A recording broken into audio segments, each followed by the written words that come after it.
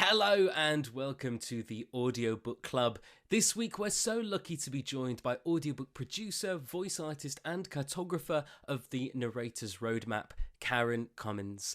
Karen, thank you so much for joining me on the show. How are you today? I'm pretty fabulous, John. Thanks so much for asking me to be here. As is tradition on this show, I'd really love to start with a little about your background. Could you tell us about how and when you began your voiceover and audiobook journey? I'd love to do that. Talk about me? Oh, sure, I'm glad to do that. It's actually, and I think maybe it is with most people, but it's really true of me, been an evolutionary thing from the time I was a child.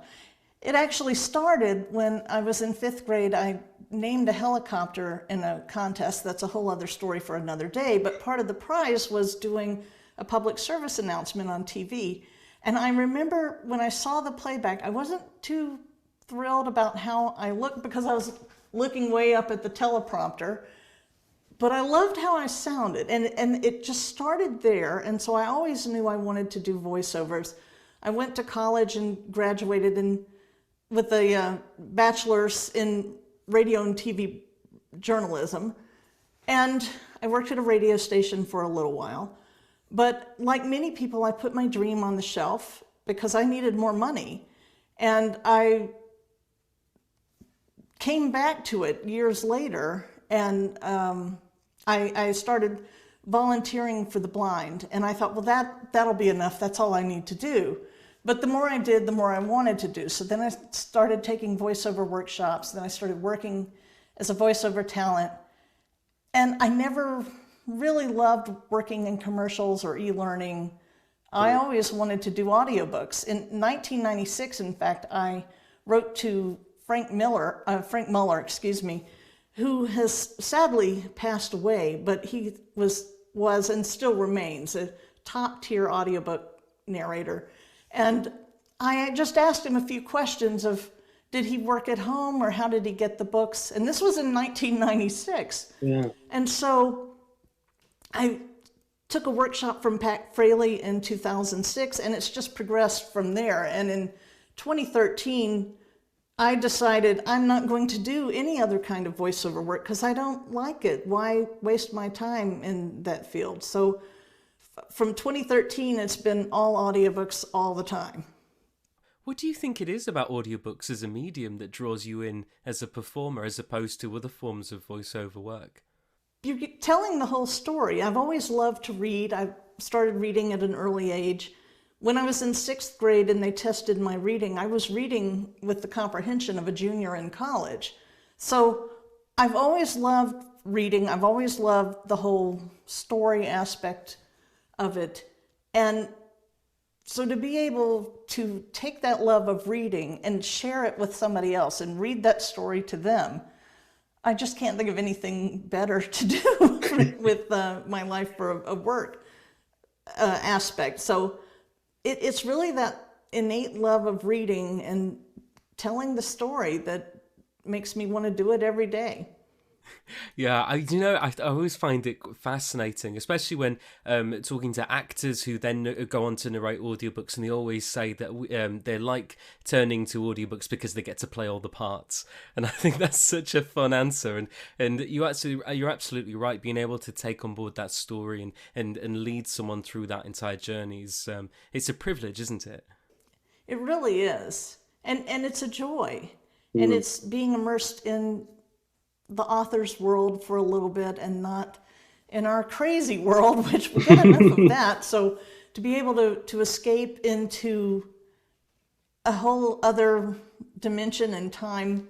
And I like to say I'm a tour guide to another time and place, because that's what books do for us. And to be able to share that in another medium just makes it all the better. And you mentioned acting. I mean, I never did acting in school. I was in band, and so I was always on a music track, and I never did any sort of acting until I became a narrator, and then I had to learn how to act. Did that come easy for you? No. But, some of it comes naturally in terms of feeling the emotion, but being able to express it in a good way is not always natural. Like in my head, I think it sounded one way, and I hear the playback, and it's flat. So it's something to perpetually work on to improve performance, so that it is being the best service of the text and being expressive and natural at the same time. Yeah. I get that. I'm always fascinated by how different a narrator's process can be from their peers, even though on the face of it, it's the same job. So what's a typical day in the life for you on a recording day?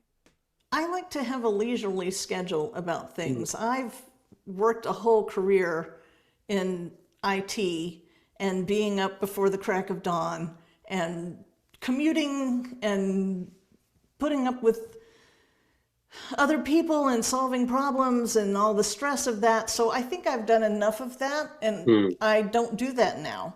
So now I get up when I want to, which is not before the crack of dawn. And my husband and I eat breakfast together. We usually go out for something, or he'll make it because I don't cook.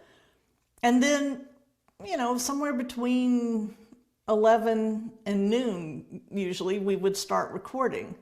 And if it's a lovely pool day, we'll stop so we can go out to the pool, and we might come back later and record more in the evening. It just depends on the deadline. But, I like to record in mid-morning to early afternoon, and then have the afternoon and evening free to do other things. Do you find that sort of not having so much as not having such a rigid schedule when recording, do you find that sort of impacts your creativity positively? Well, yes, because if you're just feeling stressed, that's going to come out in your performance. And I feel like it allows me to have time, as I said, to do other things, which may be write an article or add something to Narrator's roadmap, or sometimes even create a video. So it allows me to be more creative and express myself in different ways. I read on your website that when producing an audiobook, you prefer clean reads. Could you tell us a little bit more about what you meant by that and that process? A clean read doesn't have a lot of, or usually doesn't have any kind of cursing. It won't have gratuitous sex, like contemporary romance has a lot of very explicit descriptions of sexual intercourse. And I don't want to do that. I mean, there's plenty of people who do, and then I'm not knocking them, but I like a sweet romance. They kiss, they hold hands, and it's left to the reader's imagination what else they do. And they're not cursing, and they're not, there's not, there's no violence, there's not explicit sex, there's not cursing. It's just, that's why it's called a clean read, because it doesn't have these other aspects. And I personally think you can tell a good story without dropping the F word in every sentence. And even though it's acting, I am very aware of every word that is coming out of my mouth. And if I don't want those words to come out of my mouth, then I'm just not going to take the book. I find that so interesting. You're absolutely right. I mean, being comfortable as well with material, that's going to help the performance and obviously the enjoyment of doing the whole thing, and that's the whole point. I get that completely. I also read that you found audiobooks during commuting back and forth to work, and as well as being able to immerse oneself through an audiobook, and you mentioned it being able to keep you sane as well, to keep sanity. So as well as that, immersing oneself through an audiobook, have you found any other benefits or positive ways that audiobooks have affected your life, as opposed to, as well as you affected your career? Well, in terms of my life, being one who loves to read, it allows me to read that much more, because if I'm reading a book on my Kindle at night and I'm listening to a book when I'm walking the dog or when I'm sitting at the pool or in the car, then I'm able to consume that much more. And so for my life, it allows me to read twice as much. And in terms of professionally, I'm always listening like each book is a masterclass, because they are. And I'm listening to how the narrator is phrasing things, how they're pausing, how they're just approaching the whole material. Are they doing big character voices, or is it just the tiniest subtle brush strokes? And thinking about, why did they make that choice? And so listening to audiobooks is essential to moving forward and constantly learning and improving, even though it's not something I'm actively doing. It's not me practicing the text, but it's me hearing how top-tier narrators are doing their work, and I'm learning from them in the process. So are you always trying to be, do you have like a practice of listening to audiobooks as often as you can then to keep ahead of the curve, to see what these other narrators are doing? Yes, but like I said, the main reason I started listening, and the reason I mainly still love to listen, is because it lets me read more. Yeah. So even though like this year my listening has fallen off some, I still am doing it as often as I can. So Narrator's Roadmap is a website that has become the first port of call for anyone interested in the possibility of pursuing audiobook narration or production. As creator and cartographer of Narrator's Roadmap, would you be able to speak about how Narrator's Roadmap came about? It, like everything else, has been an evolution. I've always been kind of the expert. I mean, this goes back to even when I was working in information technology and being a systems admin at the time. Other admins would come to me with their problems and I would help them solve them. And sometimes they would come to me before they'd done any research, or sometimes they would have done something, and then I could build on what they've done and come up with some other alternatives for them to try. So even then I was doing that, and even then I was writing software tips for all of the users. And those things have followed me into all of audiobooks, because I was in online forums on Facebook primarily, and people would be asking questions, and I research answers, and I have read things and I know things, and so I would answer them. And I kind of grew known because I was answering questions, and it just built from there, because then this one group I'm in, it's an ACX narrators and producers group, I created an FAQ because some of the questions were so frequent, obviously. So I created this FAQ. And then I decided, well, if I'm going to do all that, I might as well liberate things from Facebook and put it out here for the rest of the world to see. And if I'm going to spend my time on something, then I might as well make it benefit me instead of just benefiting Mark Zuckerberg. So it really, like I say, has been an evolutionary process. And I had a soft launch in January of 2019 where I just had the homepage and I collected all of the articles that other people had written and a few other resources, because the APA was having some kind of webinar about if you're trying to get started. And what I found, and what really surprised me, was how many other narrators had this problem of, I mean, not that it's a problem, but we were all getting people approaching us. And what was so surprising to me is that it was such a relief for the community of narrators to now be able to have a place to point people to, so that they can answer the question, they can be helpful to people, but yet they're not spending time every day writing a new answer to people, because nobody's really got time for that. So that's been really very gratifying that so many people started referring newcomers to the site. And then the full launch was in September of 2019, where I added in all the back pieces, including the member content. But there's so much free information on the site, and I worked to make it have the greatest breadth and depth of any site about narration that you'll ever find. I think you absolutely hit the nail on the head there, and I can't stress enough how helpful that as a resource the site has been for me, but then also to a lot of my listeners as well. As you mentioned, there is an option to sign up for a premium account with the site. Would you be able to tell us a little about what one could expect after signing up for a premium account? I would love to answer that question. Thank you so much for asking that. As I said, there's so much that's free. I have a lot of knowledge-based articles, especially some that deal with best practices, and they go into the specifics of the job, prepping the book, research pronunciation, and all those various phases of the book. And I have so many resources on each article. So those are free. And then on the Welcome Center page, you know, when you go to the Welcome Center, when you're crossing the state line, there's all these racks of stuff of people trying to give you info.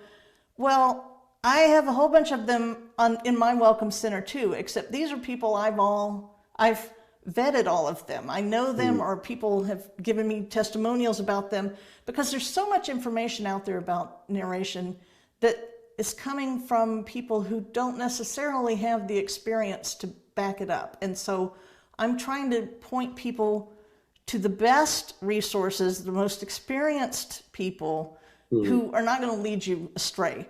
And I have over 20 categories of things there, from books that you might need, or other narrator databases, or people who can help you with your studio. So all of that is free. But for the people who want more, I have a membership site. And in the membership site, the first thing is an event calendar. And I have 8 types of events that I track, from narrator training to book festivals to genre things. So you can follow the calendar and see about training opportunities coming up, or plan trips. As some people go speak at conferences where authors are holding conferences, or they go to the book festivals, and they go to these genre events. I mean, like romance has a lot of author-reader signing things, which is a great way to get to go meet authors and maybe even be a panelist and talk about making audiobooks. So all of those kind of things are in the event calendar. And I have a section of video courses where I've created the video course. I have a 12-module course on iAnnotate, because a lot of people use iAnnotate to mark up our PDFs as we're going into the booth. And I've got a lot of ways to make it work even better for you, from customizing your toolbar to making a custom stamp so you can actually use emoticons in your text. Nice. Yeah. Because if you put an emoticon in and you save it and you come back to it, all you'll get is a red box with a question mark. I've got a way around that, and it's in my iAnnotate course. But I also have a course called Creating Your Own Path, and it's got three modules. One is how to find and research public domain books. One is how to prospect with authors. And one is publishing your own book. And with each module, there's tons and tons of resources linked for those, because I am the queen of links, and I will give you more links than the law allows. So with the public domain, for instance, I have gone through the hathytrust.org site and created a whole bunch of different collections of books that are in the public domain, or probably, I mean, you have to do your due diligence to make sure they are. Yeah. But biographies, I have history, I have, I can't think of them, but it's several different categories of books where you could download the book and start recording that one. Yeah. And with the authors, for prospecting with authors, I have a bunch of different sites and newsletters that you might want to sign up for to help with that.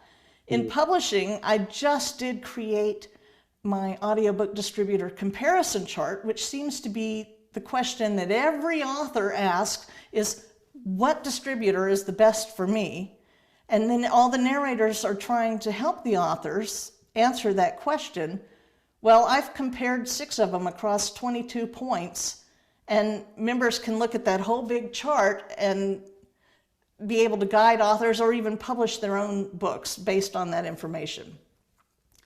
And the biggest thing I think that's in the member site is the casting directory. It's the only place in the world that I know of that lists all the companies and the producers with the companies. Plus, I link to resources where they've been interviewed on podcasts or they've been written in articles, and so that you can hear them and learn about them and what they're looking for with their casting. And all those things are member benefits. And then on every other Monday, I send a newsletter to tell you every single thing that I changed.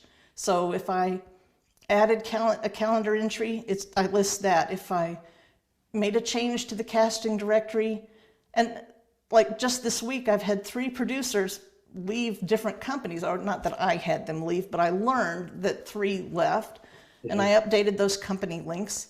So when the newsletter goes out, I think it's next Monday that the next one's due, that'll be something that people will know exactly what changed. And so that helps people keep their own casting list updated. That is fantastic. Gathering so many resources from so many of the top voices in the industry, and do you have to constantly have an open ear for helpful material? I'd really love to know how you schedule Narrator's roadmap work in order to keep on top of everything. You're right that I do constantly scan the horizon for new content.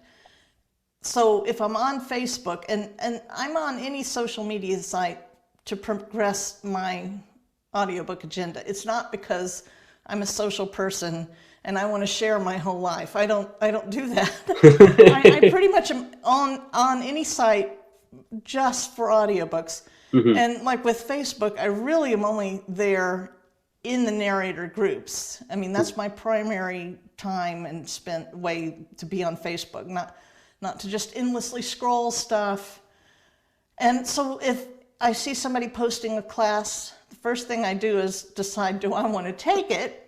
Because then I can be first in line to sign up. And then I'll add it to the event calendar. If people post a blog article or a video, I look at them and see, is this something that I want to add? And if it is, then I do it. A lot of the things, though, when I know I'm going to do a newsletter, usually like the Thursday or Friday before, I'll spend time on Clubhouse going through all the events coming up there to add them to the calendar. So there's a lot of it that's unplanned and a lot of it that's scheduled. Yeah, that makes sense. I'm interested because I did read, I believe it may have been on your personal website, about getting sort of you discovering your love for marketing. And I just wondered if you feel that marketing is an area that narrators specifically can very often overlook, especially in terms of, sort of advertising their own brand or sort of pushing their own business. They can sort of often focus more on the being a narrator and the creative side and things, and maybe not focus that much, or maybe not excel maybe at the business side of it and marketing themselves as a business. I just wondered if that rings true at all to you. I don't know. I can't really speak to that. But one thing I want to point out is, and this made a world of difference to me, was an interview that I read with Seth Godin. I read it. I didn't listen to it because a lot of the ways that I save time is to read the transcript. This interview with him, and he talked about how everything you do is marketing. People are watching what you're doing and saying, and so you really are only having to convince the smallest number of people who are interested in what you do to pay attention. So I think that really takes the pressure off feeling like, oh, I have to market myself. Because if you think that every time I post on social media, that is somehow marketing myself. Yeah. Building out the websites, that's somehow marketing myself. And it really helps to realize that I don't have to necessarily have a marketing campaign. Not that that's not a good idea. And I don't necessarily have to have a marketing plan. Again, not that that's not a good idea, but thinking about just what I do being a way of marketing and making impressions on other people, I think is a very helpful approach. And while we're talking about this, if I could just interject, the best book on this that I've seen is Austin Kleon's book, Show Your Work. And honestly, this book, it's very quick, short, easy read, but the whole concept of it, I can tell you, has been true for me. Because remember when I said people got to know me because I answered questions on Facebook? That was a way of showing my work. Everything I've written, every article on either KarenCommins.com or narratorsroadmap.com, everything I've written, every video I've done, these are all ways of showing my work. And that has helped people get to know me and learn to trust me. And I really liked that book and that approach and that way to think about marketing, because Austin Kleon was saying, and it's true, that you kind of look around of like scraps of things. People are very interested in the whole behind the scenes way of things getting done. So I know a lot of narrators are having success making TikTok videos. People are doing live reads on Discord servers. And the whole thing is you've got to be true to you, because see, like I would be a nervous wreck doing a live read. I wouldn't want to do that. But writing, I love writing. I'm very good at writing, and that's kind of my wheelhouse, and that's how I've been able to share my work and show my work. And so if you think of looking around to see what am I doing that might be interesting to other people. I mean, I've even shared when I've done some kind of pronunciation research that led me to a really interesting video or some obscure fact that I thought was worth sharing. Those are great ways to show your work, and it's, again, marketing yourself without really putting pressure on yourself to do marketing. Yeah, absolutely. I think there's some real nuggets of wisdom in there. How has running Narrator's Roadmap helped you in your own audiobook production? Well, like I said, whenever I see a class, the first thing I do before I post it is decide, do I want to sign up? So, obviously, I've been the benefit to jump on a class first many times. And when I look at what other people are doing to decide whether I want to share it, I mean, I've seen how other people prep. I have an article of how to prep a book, and I have so many resources that link to how other narrators prep their books.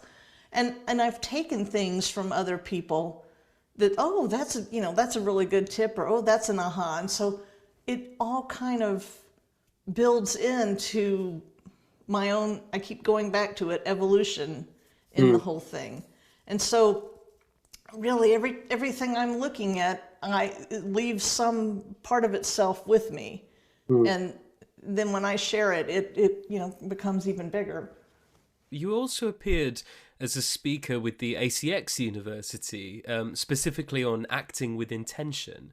Would you be able to tell us about that experience and what viewers can expect when checking that out if they haven't seen it already? Well, thanks for asking that. I actually have a blog article where I embedded the video, and then I linked to all the resources I mentioned in the video, and then I included the chat that went on while this was happening.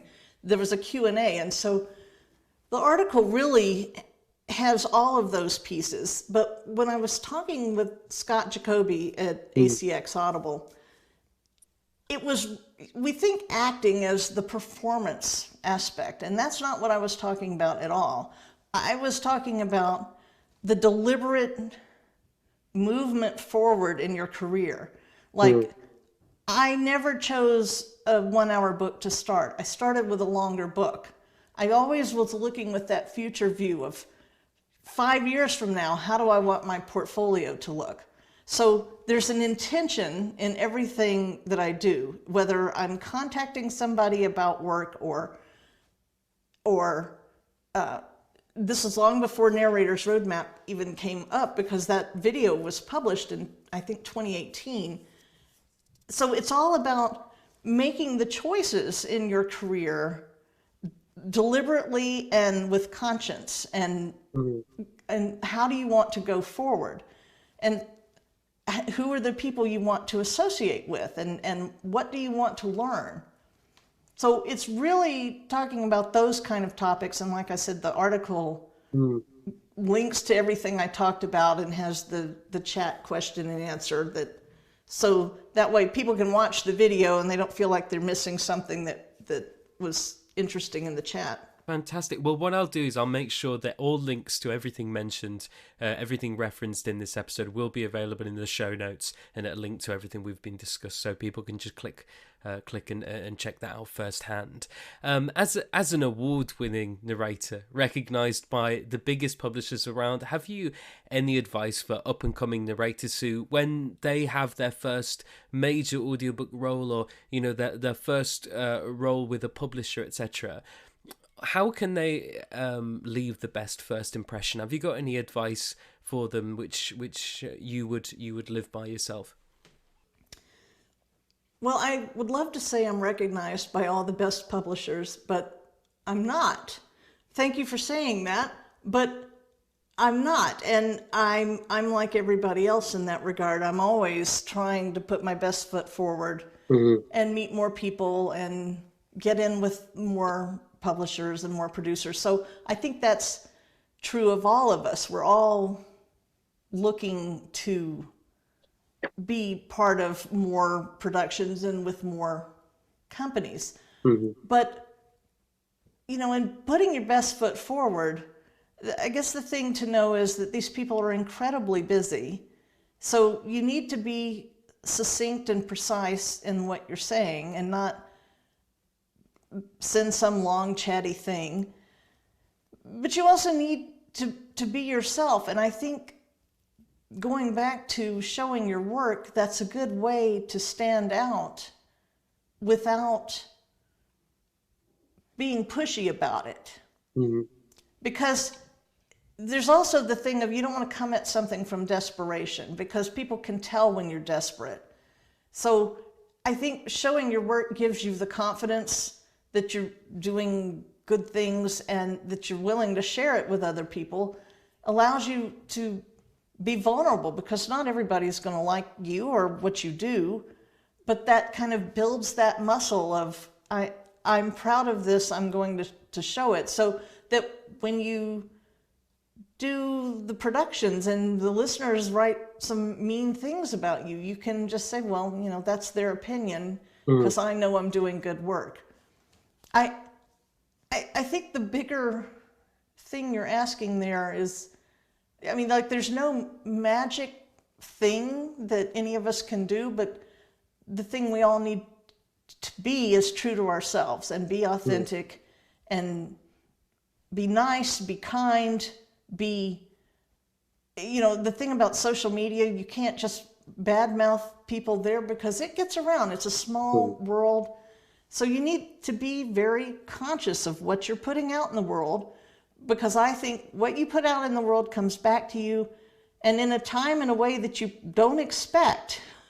So you want to put out kindness and generosity and helpfulness, because those things will come back to you rather than mean things or ugly things. I'm not sure if I'm answering your question. I feel like I'm going off on a long spiritual sort of tangent, but I think, like I say, the way for me to stand out has been to find ways to show my work and be of service to others, because I think that's where the meaning really is that you're part of a community, and being able to help other people helps you in the long run. I couldn't agree more. I really resonate with that, and I think you're absolutely right. I think you have to lead with that sort of truth, and that'll help you when the sort of going gets tough, as long as you're sort of following what you believe is right. I couldn't agree more, and please don't worry, that answer was perfect. What do you? I read a recent blog post. I think it was your most recent one, and you mentioned also at the start of the podcast about your about music and about your experience in music, and you were in band, etc. So it may be music, it may be other things as well. What do you get up to when not producing audiobooks or working on Narrator's Roadmap?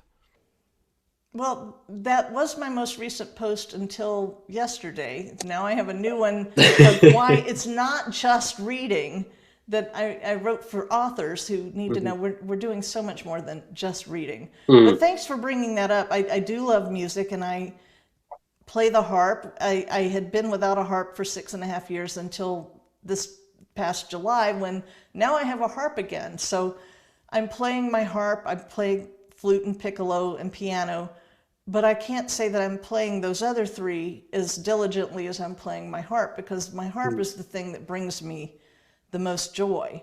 Yeah. And I love to do needlepoint, and I have a little schnauzer who's needing attention and fun to play with, but he's 15 now, but he's you know, he's needing a little more accommodation, we'll just put it that way. Yeah.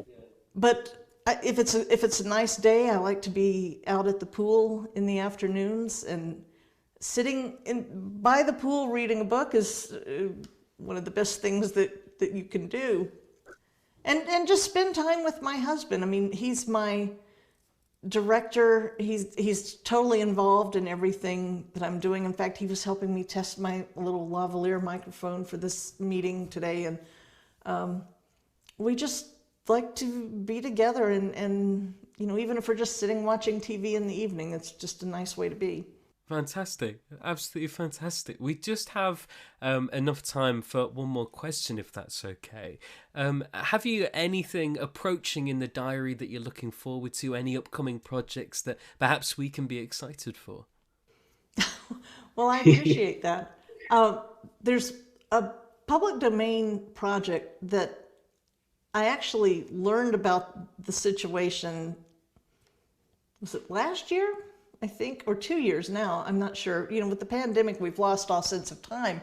Yes. But it's a murder. It was a murder investigation that happened in 1907. Well, it wasn't so much of an investigation, because we knew who did it. People saw them do it. But I want to mash up some books that are in the public domain and create a new thing about this murder. And I'm being slow to kind of get started on that, because I don't know if I think it's daunting, or I just had other things to do, and there is a lot of that. So I'm excited about that. I, several years ago, had mashed up 2 books. When Nellie Bly went on her solo trip around the world in 1889, she went east on a ship to England, and unbeknownst to her, her rival reporter Elizabeth Bislin got on a train and went west. So Nellie was trying to beat Phileas Fogg's imaginary 80 days around the world, and Elizabeth was trying to beat Nellie. And I loved that project. I get a chill even telling you about it now. And so I'm hoping that this 1907 murder mashup is going to be the same way for me. And there's also a multicast, I don't know if you'd call it a true crime. It sounds like I'm into crime, doesn't it? But it's another book that's in the public domain that I want to do a multicast from. Yeah. And again, I guess I just haven't had the time to sit and think about how I want to make that happen, because I think it's going to have 6 or 8 other narrators with me. And, you know, us being in different studios and coordinating everybody's work just takes a little more time on the front end to produce. And so that one's kind of simmering on the back of the stove too with the other mashup. I love public domain. I've got a whole article about public domain narration headquarters that goes into why I love it so much. Yeah. But there are so many great books there, and it allows me such creative freedom and control that I tend to keep going to that well to Yeah. come up with the next thing. Fantastic. And since the third anniversary of Narrator's Roadmap was just a few weeks ago on September 16th, my big thing then was to get the audiobook distributors comparison chart done. And so I don't have a big thing in mind to add to the site at the moment because, like I say, I just did that. There's probably another video course or two that are calling my name, but I haven't put time on working on them. Oh, goodness, it sounds like you have the work ahead of you. You sound very busy indeed. It's always something to do, and I always tell people better busy than bored. Oh, absolutely. Absolutely, isn't that the truth? Well, thank you so much for coming on the show. It has been such a pleasure talking to you. Is there anything, I'd just like to add a little bit of space at the end, is there anywhere that you would like to direct the viewers' attentions to, anything that you've mentioned that you'd like to reiterate again, or anything that you'd like to give a shout out to? Well, first of all, thank you so much for inviting me. This has just been so fun to talk with you. And if I can be a little self-promotional, as if I haven't been already, No, of course. about Narrator's Roadmap, I would love to offer viewers a 15% discount. So all they have to do is when they sign up, this is only for new members. I can't really do it for existing members because of the way the software is. But any new member signing up, I would love to offer a 15% discount to your viewers. And they just have to enter TABC, the Audiobook Club, is the discount code when they sign up. Oh, fantastic. That is so kind of you. Thank you so much. I will shout that from the rooftops. Thank you very much. I really didn't expect you to say it, so thank you. That really means a lot, and I'm sure that the listeners will appreciate that. Well, I appreciate it. And I should mention that I have 3 levels. I have monthly, semi-annually, and yearly. And if you want to see the casting directory, which I think is the primo thing that, well, I think it's all primo, but that's probably the leading one that people like the best. I only make that available to the 6-month and yearly members just because it is so different. Yeah. And I have to say, I don't include people's email addresses. I can only include stuff that's publicly available. I can't tell the rates they're paying, or something that I can't verify publicly. I couldn't really put in there without getting everybody's permission. So I knew I would never get everybody's permission to put all these details. So I've just gone and combined everything I can find publicly. But it's amazing what I could find publicly. Yeah. And I do not use the word amazing on a general level. The Eiffel Tower is amazing. The Grand Canyon is amazing. A dinner that somebody makes usually is not amazing. But it has been really such a joy to talk with you this morning, and I appreciate it so much. And you're doing great things with your show and interviewing so many interesting people. And I know this is just going to be such a huge success for you, and it's a great way for you to show your work. Thank you very, very much. That's very kind of you, and I hope so. I'm just having a blast. It's the most fun getting to chat with amazing people such as yourself, and of course it's a huge learning experience for me, and opportunity to chat and grow that network, and it's just been a blast. But that just about does it for this episode of the Audiobook Club. All relevant links to social media accounts and, of course, Narrator's Roadmap will be available in the show notes. Karen, thank you so much for joining me on the show once again. It's been such a pleasure.